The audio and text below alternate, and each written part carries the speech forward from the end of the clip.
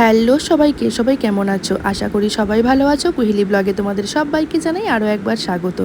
অনেক দিন ব্লগ দিতে পারিনি, তার জন্য অনেকেই তোমরা খবর নিয়েছো দিদি কেন ব্লগ আসছে না। তো বুঝতেই পারছো আমি আবার নতুন করে পড়াশোনা শুরু করেছি, তো সেই জন্যই তোমাদের কাছে ব্লগ দিতে পারিনি। তো কী আর বলবো বলো, এখন চলছে হচ্ছে ছেলের এক্সাম, ঠিক আছে, হাফ ইয়ারলি এক্সাম চলছে, তো সেই জন্য তো এখন ছেলেদের এক্সাম চললে তো মায়েদেরই এক্সাম, তাই বললাম নতুন করে পড়াশোনা শুরু করেছি। এত পরিমাণে সিলেবাস যে কী বলবো তোমাদের। তাছাড়া আমার ছোটোটা এত পরিমাণে বদমাইশ যে বড়টাকে সেভাবে আমি পড়াতেই বসতে পারি না। এবার বলো পরীক্ষার সময় যদি ছেলেকে যদি একটু না দেখি তাহলে ও কীভাবে পরীক্ষা দেবে? ও তো বাচ্চা, তাই না? দেখো আমি এদিকে মানে ও লিখে যাচ্ছি আর ও দেখো ওদিকে ডান্স করে যাচ্ছে। তো না, সেরকম কিছু না, আমি আসলে ওকে কোয়েশ্চেন আনসারগুলো লিখে দিচ্ছিলাম আর ও তারপরেতে এই যে শুরু করে দিয়েছে এখন পড়তে। একটু না ধরে ধরে মানে পড়ালে তো হবে না বলো। এই সময়টা চেষ্টা করি আমি আর ওর বাবা দুজনে মিলে ওকে একটু সময় দেবার, কারণ সব সময় তো ওকে সেভাবে দেখতে পারি না বাচ্চাটার জন্য। তো সেই জন্য খুবই খারাপ লাগে জানো তো। ওই জন্য এক্সাম চলাকালীন যতটা পারি ওকে সময় দিই। তারপরেতে ব্যাস এক্সাম চলছে তো কি হয়েছে, মাঝে তো তোমার 2 দিন 3 দিন করে ছুটি। তো চলছিল হচ্ছে এখন গণেশ পুজো, তো চলো গণেশ পুজো মেলা দেখাতে নিয়ে যাবে, চলো ঠাকুর দেখাতে নিয়ে যাবে, চলো সন্ধ্যাবেলাতে ওর বাবা যেহেতু থাকে না, তো সেই জন্য আমার উপরে এই প্রেশারটা পড়ে যায়। কি আর করব, কিছু করার নেই, ছেলেদের কথা তো রাখতেই হবে, সব সময় তো পড়াশোনা করলেও চলবে না। তো সেই জন্য দেখো আমাদের এই সামনেতেই তোমার গণেশ পুজো হচ্ছিলো, তো সেখানে 2 ছেলেকে নিয়ে বেরিয়ে পড়েছিলাম গণেশ ঠাকুর দেখতে। তো তারপরেতে তোমার আরও এক জায়গাতে যাব যেখানে তোমার আমাদের এখানে খুব বড় করে গণেশ পুজো হয়। তো সেটা হচ্ছে তোমার টিএন স্কুলের মাঠে। তো ওইখানে আর সেই দিনকে যাইনি, ওইখানে যাব হচ্ছে নেক্সট দিন। তো আজকে বললাম ঠিক আছে চল, মানে আজকে নয়, যে তখন গণেশ পুজো চলছিল সেই সময়কার ব্লগ এটা, আমি তো ব্লগ সেভাবে দিতে পারিনি। তো সেই জন্য আজ তোমাদের কাছে এসে ব্লগটা দিলাম। তো তারপরে তো সেখানে এই যে 1 প্লেট মোমো নিয়ে নিয়েছিল গণেশ ঠাকুর দেখতে গিয়ে, ঠাকুর দেখতে যাওয়া মানে তো একটু কিছু খাওয়া দাওয়া। তো বললাম ঠিক আছে চল, ও মোমোটা দেখছি এখন খেতে খুব ভালোবাসছে, মোমো বিরিয়ানি এগুলো দেখছি এখন খুব পছন্দ করছে।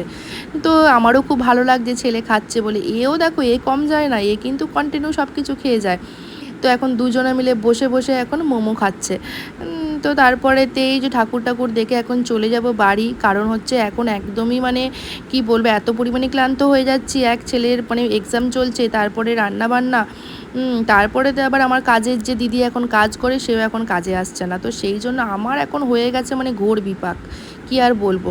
তো তারপরের দিন নেক্সট ডে চলে গেছিলাম যেখানে তোমাদেরকে বললাম যে মেলা হয়েছিল টিএন স্কুলের মাঠে, ওইখানে চলে গেছিলাম। এইটা দেখো এখানে চেপেছে আমার ছেলে একা, কি বলবো মানে এত পরিমাণে আমার ভয় লাগছে, মানে ও একাই চেপে পড়লো, ওর এতটা সাহস।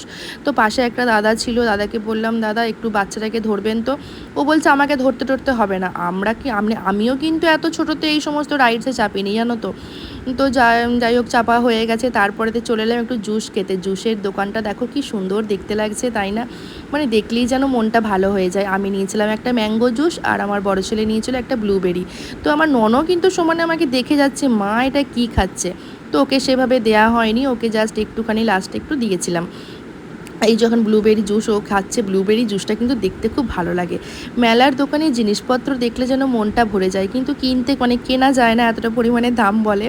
তারপরে একটা কাঠের দোকান, আমার একটা হামাল দিস্তার খুবই ইচ্ছা ছিল, বাট দেখলাম যে এটা কাঠের, প্রতিদিন যদি ধুই জল দিয়ে তাহলে হয়তো নষ্ট হয়ে যেতে পারে। তারপরে যেটা দেখলাম হরেক মাল 5 টাকা, এখনও 5 টাকার জিনিস পাওয়া যায় বলো। তো এই দোকানে কিন্তু প্রচণ্ড পরিমাণে ভিড়। তারপরে ভাবছি জাস্ট দুটো ছাঁকনি নিলে কিন্তু ভালো হতো 5 টাকা দিয়ে। তো যাই হোক মেলাতে খুব একটা জিনিসপত্র আমি কেনাকাটা করি না। তো যেটুকু প্রয়োজন সেটুকুই করি। এইবারে তোমার দুটো আমার ওই তেল রাখার জায়গাটা নষ্ট হয়ে গেছিলো, তো সেই জন্য দুটো তেল রাখার জায়গা কিনেছি, আর কিছুই কিনিনি। তারপরে তো সমস্ত ওই যা খাওয়া দাওয়াই শুধু হয়েছে। তো এই যে রাইডটা এসেছে এটাও দেখলাম খুব ভালো। ননিকে বললাম চাপবি, বললো না এটা চাপবো না, এটা বাচ্চাদের, মানে এখনও বড় হয়ে গেছে। তো যাক আমার ছোটোটা তো একা চাপতে পারবে না, এটা কিন্তু খুব ভালো ছিল। আর এখনকার রাইডস মানেই 50 টাকা 60 টাকা, এর নিচে কোনো কিচ্ছু নেই। তারপরে চলে এলাম ঠাকুরের সামনে, দেখো প্যান্ডেলটা কত সুন্দর হয়েছে। এখন চলছে আরতি, যেহেতু সন্ধ্যেবেলাতে এসেছিলাম তো সেই জন্য তখন আরতি চলছিল, খুব ভালো লাগছিল দেখতে। কিন্তু প্যান্ডেলটা দেখো কি সুন্দর হয়েছে, তাই না? কত বড় প্যান্ডেল। এখানে কিন্তু সমস্ত পুজোই কিন্তু খুব বড় করেই হয়, এখানে দুর্গা পুজোটাও কিন্তু খুব বড় করে হয় জানো তো। তারপরে এই যে শুধু খাওয়া দাওয়া, যেটাই দেখতে পাচ্ছে সেটাই বলছে খাবো। তো আমার ছোটোটাও কিন্তু কম যায় না। তো যাই হোক মেলা টেলা আমাদের ভালোই ঘোরা হলো। এরপর চলো বাড়ির দিকে রওনা হই, এরপর তো খাওয়া দাওয়া রান্না বান্না সবই আছে।